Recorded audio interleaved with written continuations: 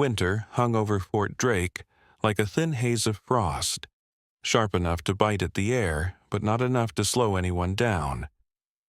Outside the auditorium, the pavement still glistened where last night's snow had melted away, thin trails of water sliding toward the drains as soldiers stepped over them. A loudspeaker crackled above the corridor, spilling out training updates, formation warnings, and a dull command calling leadership to attend. Rows of fresh recruits shuffled inside, tugging at jackets, bumping into each other, dropping into their seats with that restless attitude of people expecting something forgettable. Then came the soft hum of wheels. Sergeant Avery Cole rolled forward on her own, hands steady as she guided her chair down the aisle. No glance upward, no escort, no ceremony attached to her entrance. Whispers floated through the rows. "Paperwork speaker," one muttered. Another snickered. "If she couldn't protect herself, how's she teaching us combat readiness?" Quiet comments, but not quiet enough. Avery stopped at the small ramp set up beside the stage. A bit of light hit her sleeve. Her Mountain Medical Task Force patch, worn edges and faded stitchwork showing years of real service. Private Eli Brooks caught sight of it. He'd only ever seen that insignia in old training slides, never on someone in front of him. Avery closed her notes, placing them aside without even opening them. No gripping the podium, no nervous twitching. Just a steady jaw and squared shoulders like she had practiced composure more times than any of them had fired a weapon. The officers in front waited, bored already, convinced it would be another routine talk about resilience and discipline, the type that washed right out of memory. None of them realized who they were looking at. This wasn't some generic speaker. This was a woman who once crawled through her own blood to keep an entire squad alive, and today the truth would finally come out. Before we get started, make sure you're subscribed to Major Tom's Tales so you don't miss more real stories of courage, and drop a comment with where you're tuning in from. The auditorium was packed tight with young soldiers, some barely weeks into training, others already acting like leaders of wars they hadn't earned. Overhead lights hummed against a projection screen showing a title everyone assumed would be another dull briefing on combat readiness and resilience. Words that sounded like policy and bullet points. Information most planned to forget the second they left. A portable stage ramp leaned awkwardly at the edge, not part of the original setup, added only because someone realized the guest speaker required it. Colonel Sean Mercer was first to step onto the stage, uniform crisp, voice dry, the tone of a man who spoke out of duty rather than excitement. "Everyone settle in. Today's briefing will be led by Sergeant Avery Cole. Pay attention." No applause followed his words, just a shuffle of boots and low murmurs. Captain Lucas Grant dropped into his front row seat, tablet open, stylus ready, clearly more interested in checking attendance than anything she might say. Private Eli Brooks sat near the center aisle, still at that age where speaking up felt risky, eyes darting between the stage and the clusters of whispering soldiers. Ivory positioned her wheelchair at the bottom of the ramp, still moving without assistance. She rolled upward with smooth precision, the faint hum of the motor filling the quiet. Reaching center stage, she locked the wheels with 2 soft clicks. A laugh slipped from the back rows, someone trying to hide it, but failing.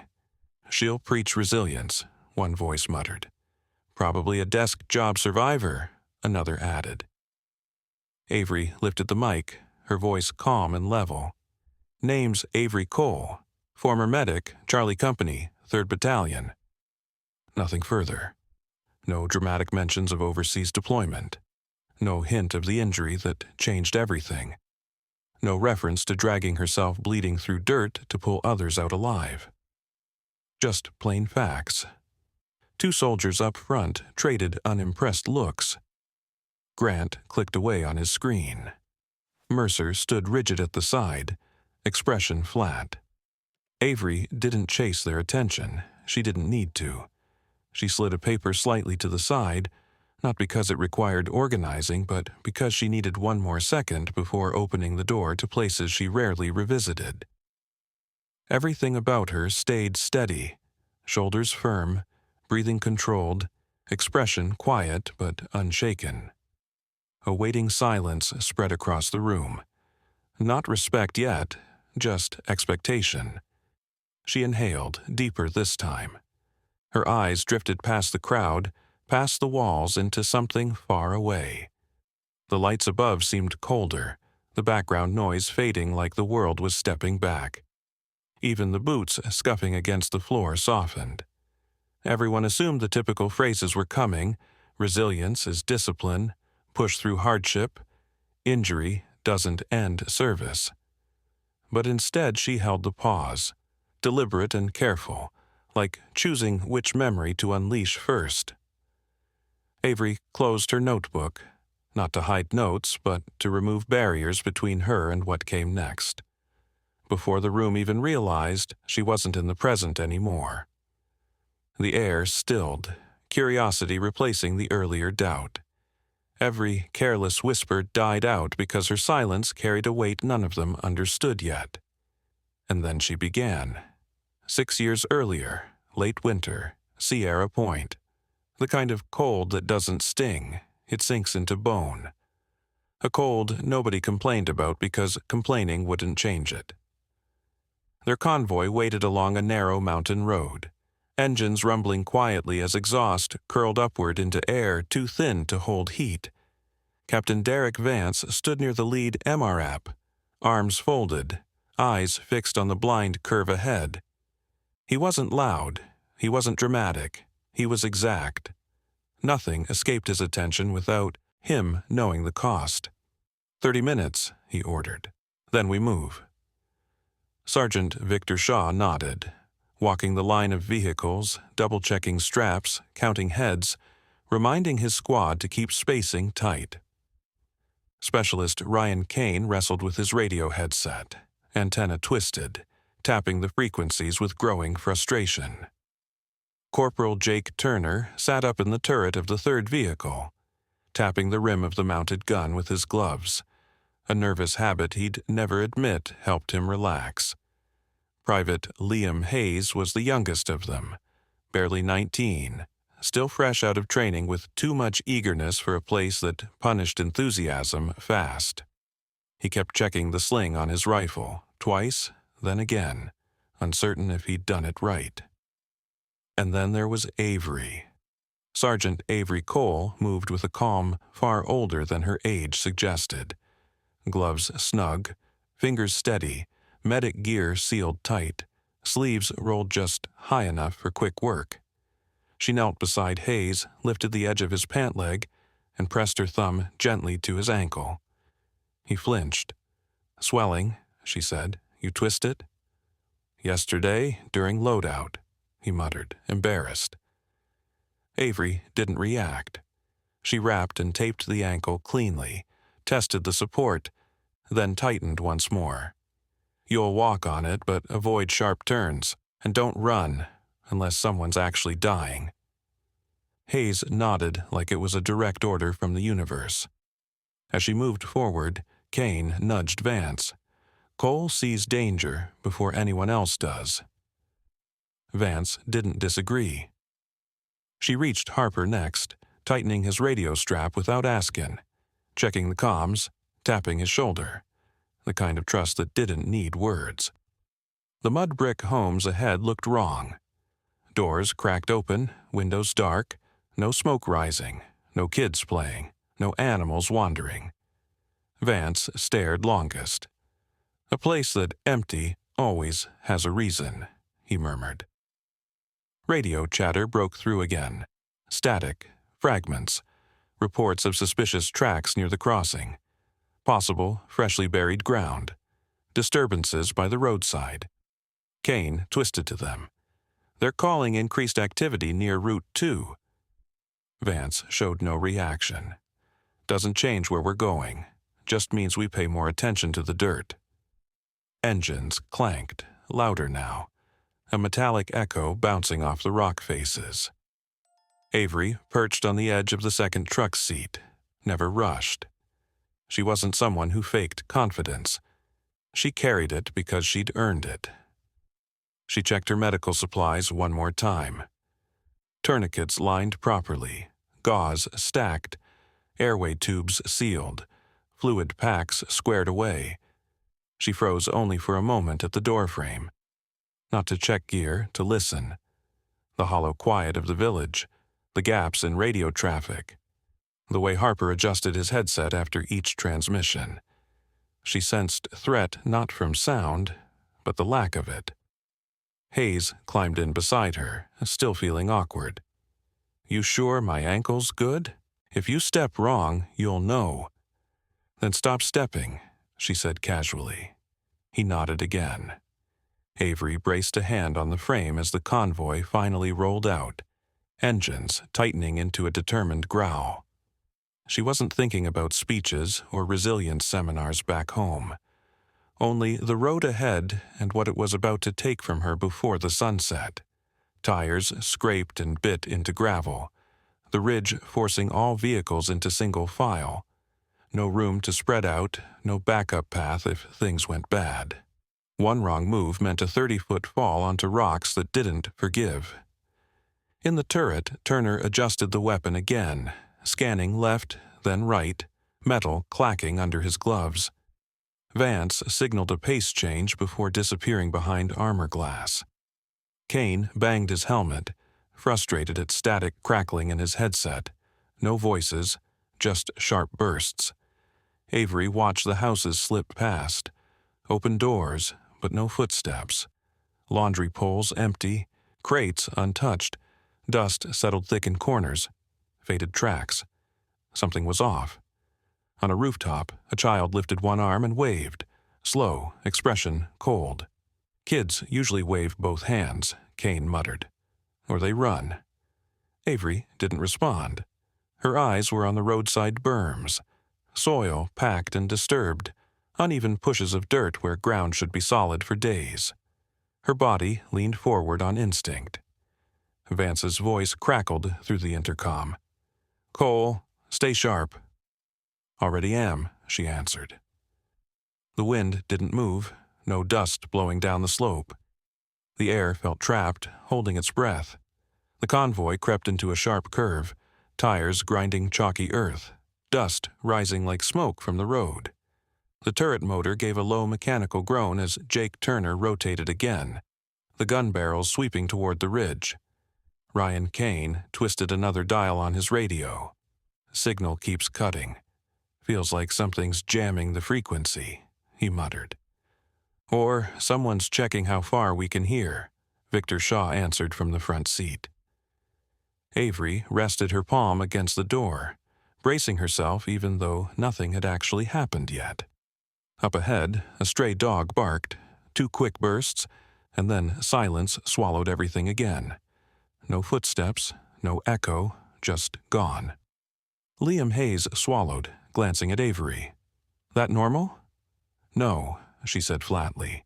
"Everything about this is wrong." At the lead vehicle, Captain Derek Vance pushed halfway out of the turret hatch, scanning the path ahead with his hand shading his eyes, even though sunlight was weak. "Speed 10, eyes up," he commanded. Turner tapped the top plate 3 times. Ready. The convoy crept into the narrowest stretch of road, steep drop on one side, rock wall on the other. No room to turn, no way to back out. A perfect place to die. Avery leaned forward a little, studying the soil near the edge. It wasn't natural. Packed, disturbed, filled back in by hand. Boot prints hidden beneath a layer of loose dirt. She didn't announce it. Her jaw just tightened. Her hand slid instinctively to her medic pouch, not theatrics, just muscle memory, like a soldier checking their weapon even before a threat shows itself. Kane's headset shrieked with sudden interference. "Hold, hold, hold, possible!" Static devoured the rest. Shaw glanced back at Avery. Say something, but she didn't have to. Every nerve in her body was already bracing. Not for bullets, not for contact, for the kind of explosion that never gives a warning. No movement, no shouts, just a suffocating stillness. And then the lead vehicle hit the exact patch of road they should have avoided. The world didn't erupt in sound at first. It erupted in motion. The front axle launched upward, and the entire convoy bucked as if the ground itself punched back. A violent wave of pressure ripped through the air, silent for a heartbeat. Then sound caught up in a brutal crack that drowned everything else out. Avery's vehicle whipped sideways, the right tires shooting off the edge. Metal screamed. The blast wave slammed into her body, throwing her into the steel door. Her helmet smashed against metal, vision swimming. Shrapnel cut through the cabin. Dust clawed into her lungs, then ringing. One endless pitch that erased all other noise. She tasted metal. Heat scorched her cheek, burning fuel. Chemical smoke pushed into the air, choking and heavy. Someone screamed behind her, but she couldn't tell who. The blast had robbed clarity from voices. The world vibrated. She tried to lift herself. Her hands moved, her chest moved. But below her waist, nothing, no pain yet. Adrenaline's cruel mercy, brief, temporary. She looked down. Her uniform was shredded below the hips, fabric torn apart, gear straps ripped loose. Where her legs should have been, only absence, blood-soaked cloth marking the truth. Both boots lay separate, one 20 feet back near debris, the other close to the drop-off. She blinked twice. Not shock, just a medic measuring the situation. Hayes's screams finally punched through the ringing, warping in and out like underwater sound. Avery forced one breath, just enough to speak. Focus. Not on pain, not on loss, on protocol. Her hands shook, not fear, blood pressure dying. She tore a tourniquet free, wrapped it at the highest point she could reach, cinched and twisted. Fingers slipping. Second tourniquet, other side, tightened with instinct more than sight. Hayes. Her voice cracked through the noise. He stumbled toward her, leg injury slowing him, horror flooding his face. You, oh God. Look at my hand, she ordered, voice steady, not loud. Grab, pull higher, tighter, don't look at me, look at your hands. Instinct trumped panic, he obeyed. One more turn, she said. He twisted until the strap bit deep. Her vision tunneled, then snapped back. You're good, she told him, though she was anything but good. Now breathe. Fuel hissed from below. Flames began snapping under the truck. Turner shouted from the turret, trying to swing the gun into position through the chaos and dust. But Avery's world had shrunk to something much smaller. Her pulse slowing, her body trying to shut itself down. She gave her cheek one sharp slap, not dramatic, just to reboot her focus. Cold sweat slid down her temple, mixing with dust and blood. Her hands moved into her medic pouch without needing sight, muscle memory guiding them. She packed a bandage into the torn gap of her uniform, sealing what she could, slowing what she couldn't stop. There wasn't enough of her legs left to anchor a perfect wrap. Shock was stalking her system fast, but her hands didn't care. They just worked. Hayes leaned over her, voice shaking. You're bleeding out. You're going to help Turner, she cut in, firm and unshaken. Check him, now. There was no begging in her tone. Panic didn't belong here, command did. Because survival wasn't about her pain. If she stopped thinking, more would die. No time to collapse. No permission for fear. Not while others still fought for breath. Avery pushed herself off the shredded seat, dragging her body across broken ground. Fingers dug into gravel, elbows scraping deep enough to tear cloth and skin. There was no grace left in movement, just motion. Her legs, or what remained, stayed useless and still behind her. She didn't look back once. She pulled herself forward, leaving a thick trail of blood behind. No scattered drops, just a continuous line marking every inch she refused to surrender. Dirt stuck to her palms, mud filling the fresh tears on her arms, but she kept dragging forward. Turner had gone silent after the explosion. Too silent. She spotted him slumped by the burnt side of their MRAP. The turret gun above him pointed uselessly at the sky. A dark bloom spread across his armor, fast arterial bleeding. She crawled until her head rested beside his shoulder. "Turner," she said, steady, controlled. No answer. She rolled him just enough to find the source. His chest plate caught the worst, but shrapnel had barged beneath the edge, slicing through ribs. His lips were nearly colorless, breath barely there. Ivory pressed her palm into his sternum, then into the wound, sealing with full pressure. Her fingers sank deep into heat and blood, trying to leave him too quickly. She tore open her med kit again, stuffing gauze into the cavity. No sterile field out here, no perfection, just a race against loss. She secured the pack with bandage, tightening it with a strip ripped from her own sleeve, hand never easing off pressure. "Stay with me," she breathed. He didn't respond, but she slipped her hand beneath his jaw anyway, angling his airway open. His chest jerked once, a shallow gasp. Primitive breathing, but it counted. A burst of dust exploded upward, their first incoming rounds. Enemy fire. Close. Bullets hissed and snapped overhead, that whip-crack sound no one ever forgets. Rocks splintered. Gravel jumped. Metal shields rang. She didn't even flinch. Panic wasn't allowed near her priorities. She lifted Turner's helmet off, slid part under his head for height, and used the rest as a shield above his skull. "Not here," she said, voice low but absolute. "You're not dying here." It wasn't drama. It was a rule. She pressed harder, not caring how soaked in blood she became. Turner twitched faintly, eyes fluttering. Rounds sliced overhead again, closer, different calibers. Organized fire. They knew exactly where the convoy was stuck. Smoke and rubber fumes rolled thick over the road. Avery checked the direction of fire, exposed, vulnerable. But Turner couldn't be moved yet, not unless his bleeding slowed. Her heartbeat dropped into a controlled rhythm, not medically but intentionally, focus sharpening. Pressure control. Airway open, keep blood in the brain. That was the mission. She lowered herself slightly, letting debris hit her instead of him.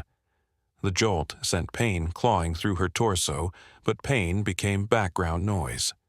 Turner exhaled again, too thin. She stabilized his head and body, voice close to his ear. "Breathe. That's your job. Follow my voice." He didn't have words left. He didn't need them. She would hold that wound closed until help came, until he was safe, or until her own body finally quit on her. Whichever came first, but not him, not before her. The radio wasn't where it should be. The explosion had launched Ryan Kane off the road. She found him against the slope. Helmet at a wrong angle, eyes partly open but vacant. His chest lifted once, then barely again. Avery didn't have to take a pulse, she knew. She closed his eyes with her fingertips, not gently, just firmly sealing the final moment, then crawled back toward the fight that wasn't finished yet. She shut Kane's eyes with her fingertips. No ceremony, no gentleness, just a final confirmation, then scanned downward. The radio lay several yards below, caught in brush, antenna bent, battery case cracked. Without that radio, they weren't just stuck, they were gone from the map.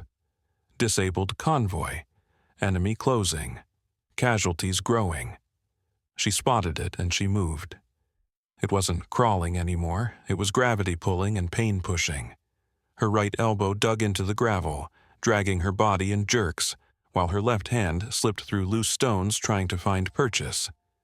Every shift tore open what she'd barely managed to seal. She still didn't stop.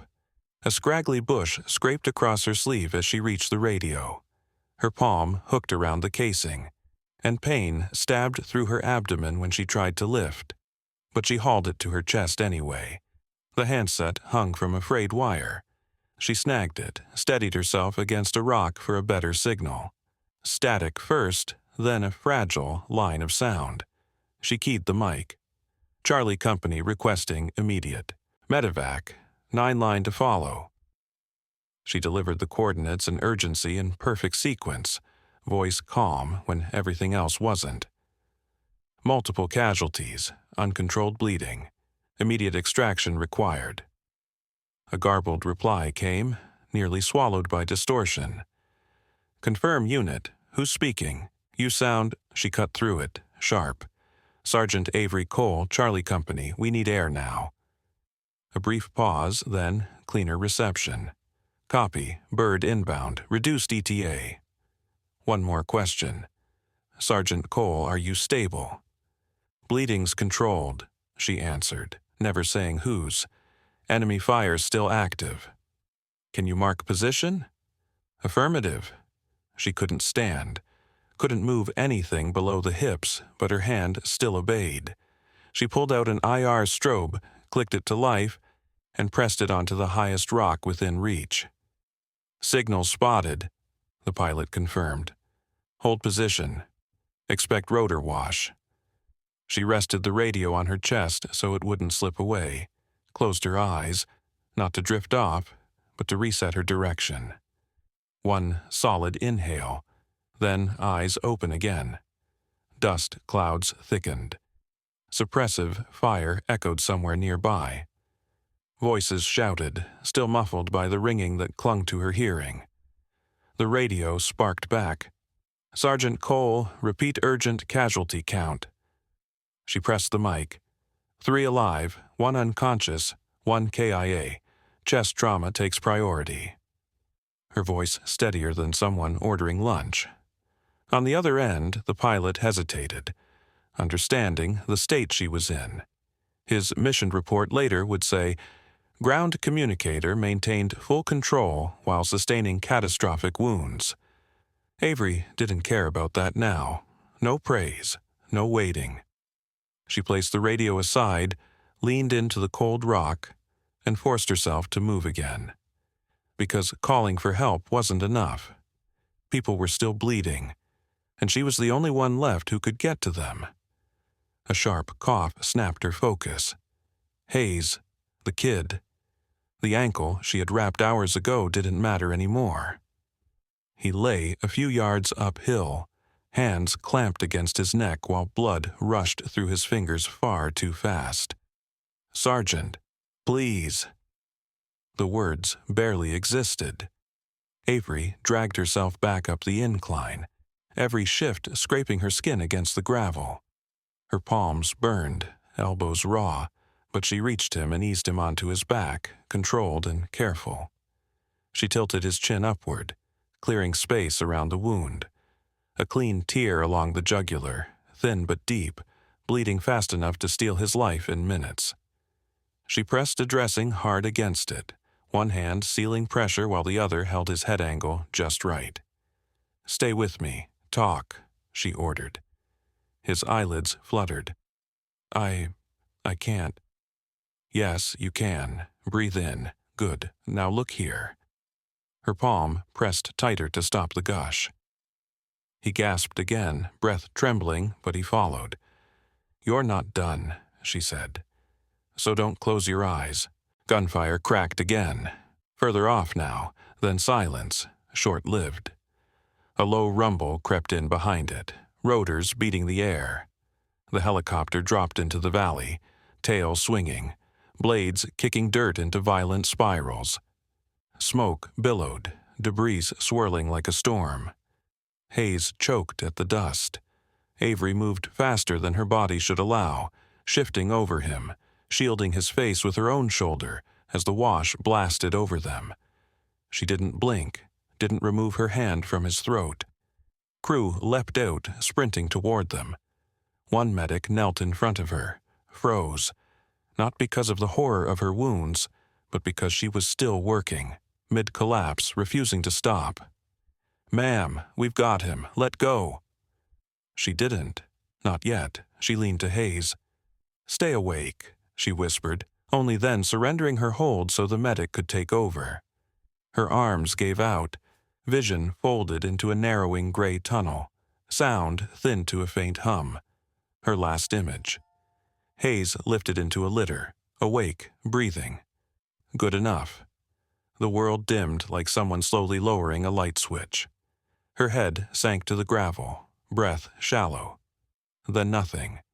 When awareness returned, it didn't slam back. It floated. Two white ceiling, silent, unmoving panels, the thick scent of disinfectant. A monitor beeped in calm intervals, oblivious to anything human. Her body felt unfamiliar, neither pain nor numbness, just detached. A curtain shifted. A doctor appeared, clipboard tucked under his arm. "Sergeant Cole," he said carefully, "you're stable. Surgery was extensive. Internal bleeding controlled. You're in recovery now." She stared upward, absorbing none of it. "We need to be direct," he continued. Amputation was the only option. There was no remaining tissue below the damage, no blood flow to preserve. Her eyes lowered, not to where her legs should be, but to the empty flatness of the sheets where shape used to exist. "You won't walk again," he stated plainly. Truth, no cushioning. She swallowed, slow. No tears, no anger, just one question. One she'd been saving before the blackout. How many lived? The doctor paused, not to think, but struck by what mattered to her. More than should have. Your radio call, your field work, 3 critical soldiers survived because of you. Avery nodded once. Not pride, not relief, just confirmation that the math worked out. He kept talking, prosthetics, rehab schedules, fittings, follow-ups, but her mind was no longer in the hospital. It was still in dirt and fire, shrapnel and screaming voices. The monitor's beeping continued, steady, unbothered by the weight of anything. She shut her eyes, not to avoid reality, but because she finally didn't need to see it to accept it. When she opened them again, only soft light crossed her blanket, a quiet nurse rolling past. Her old life was gone, but people were alive. That was enough. Back in the auditorium, nothing had shifted yet. Lights hummed overhead. The room remained casually unaware of what it was about to learn. Soldiers lounged in their chairs, boots hooked around seat legs, arms folded like they'd already judged what mattered here and what didn't. Avery held center stage, microphone resting near her lap, back straight as steel. Nothing flashy about the moment. Nothing revealing yet.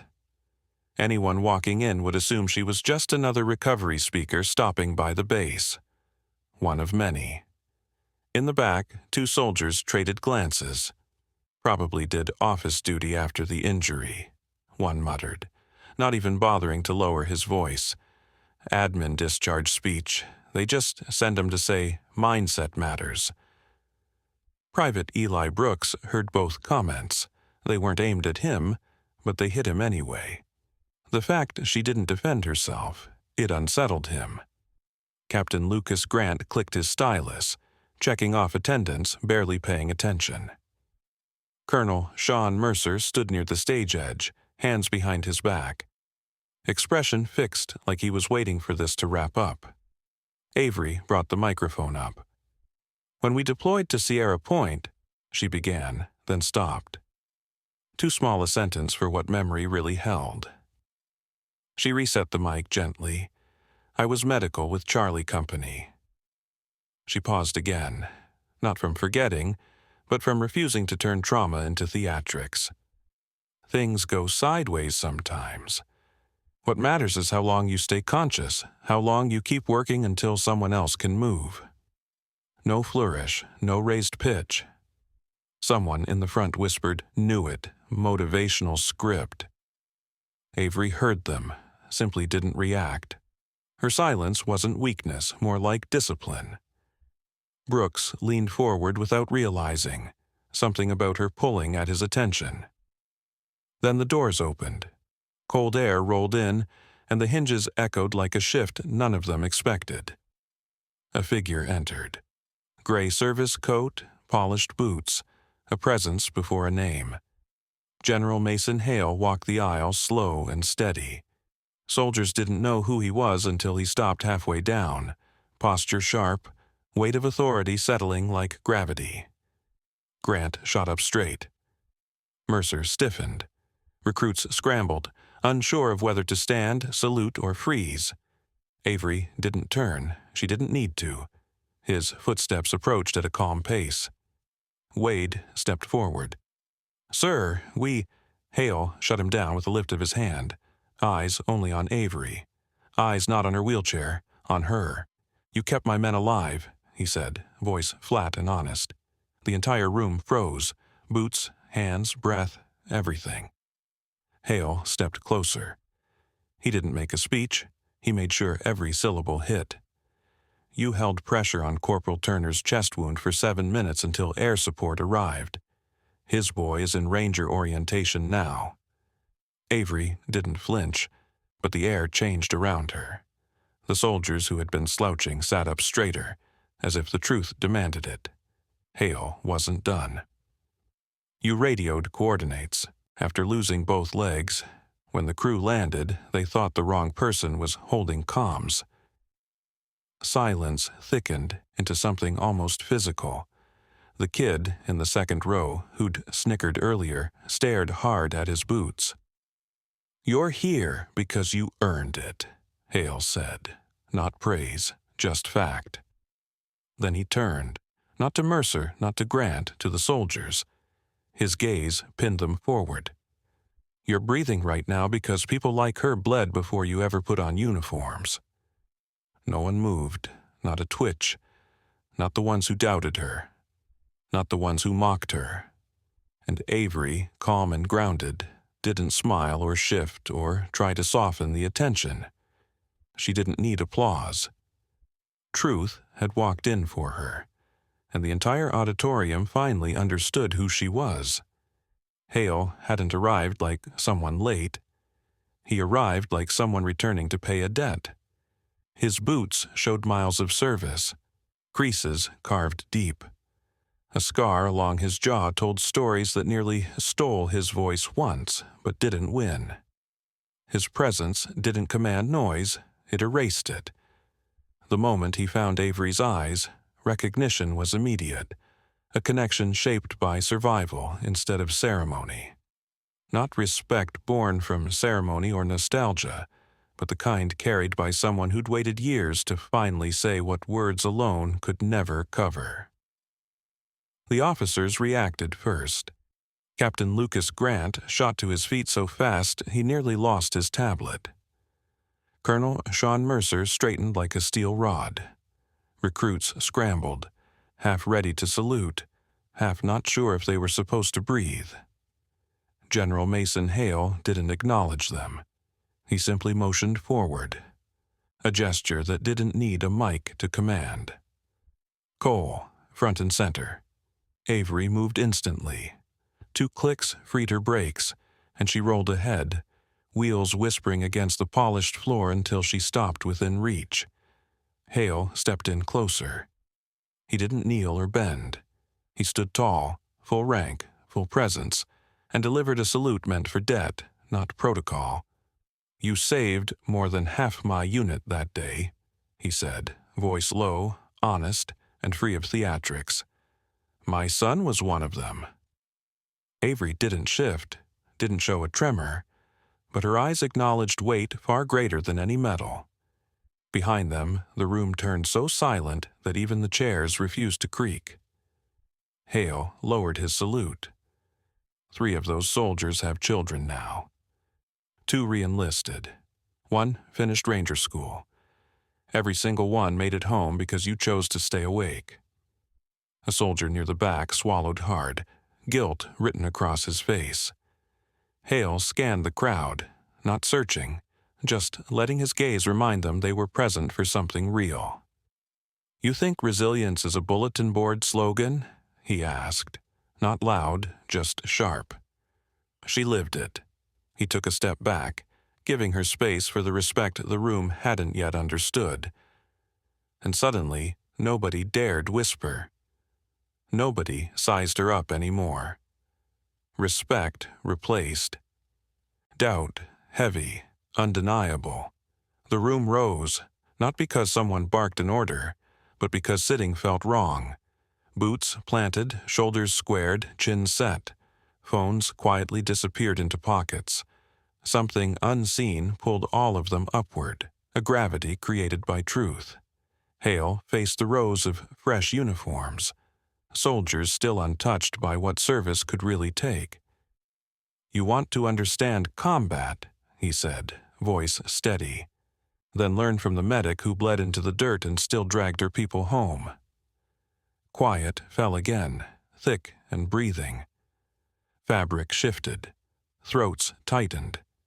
A tear slipped from one recruit near the aisle before he caught it. Another clenched his jaw, hiding what he felt. "You talk toughness," Hale continued. "Discipline, resilience. She didn't talk it, she survived it. Not in a lecture hall, in gravel, in fire, in loss." Avery remained still, hands resting lightly on her wheels, posture unwavering.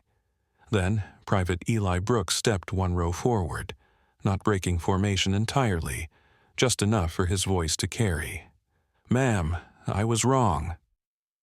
He didn't drop his gaze, didn't hide. "I didn't know who you were."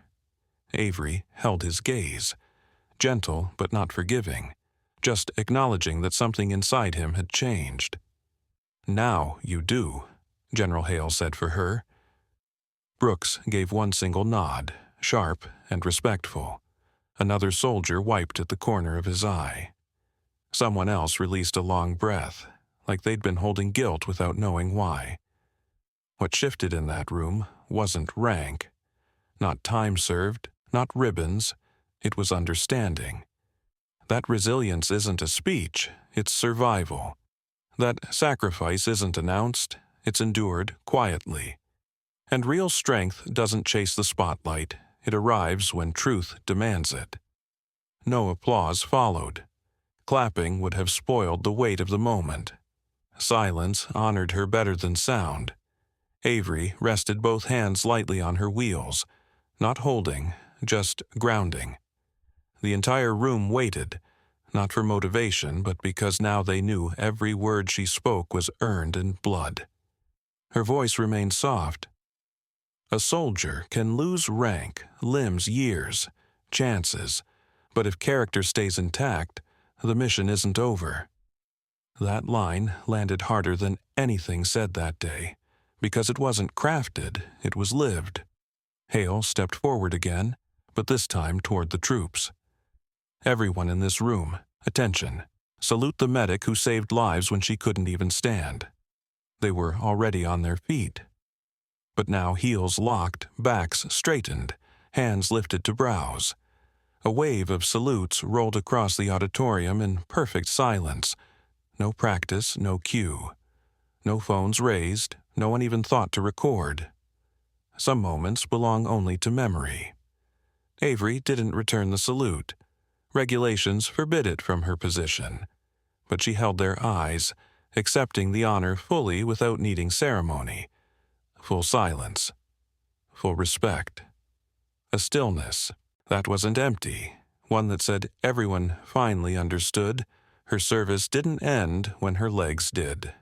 Hale dropped his salute first, then every soldier followed. Avery nodded once, not modest, not dismissive, but recognizing what it meant. Legacy isn't rank. It isn't a medal or a plaque. Legacy is people breathing because you refused to stop. She turned slightly, released her wheel locks with a soft click. Her mission continued, not through steps, but through the lives she carried back. And everyone there knew it. When formation broke, a young private slipped away from her row, unsure but determined. She approached Avery slowly, eyes down, thumb hooked in her sleeve. "Ma'am, I had hip surgery last year. They said the scar might affect my endurance test. I felt ashamed. Thought I'd lose my place in my unit." Her voice faded under the weight of that fear. Avery didn't offer cliches or sympathy. She simply angled her chair to face the girl directly. "Scars aren't endings," she said. "They're new chapters you've already survived."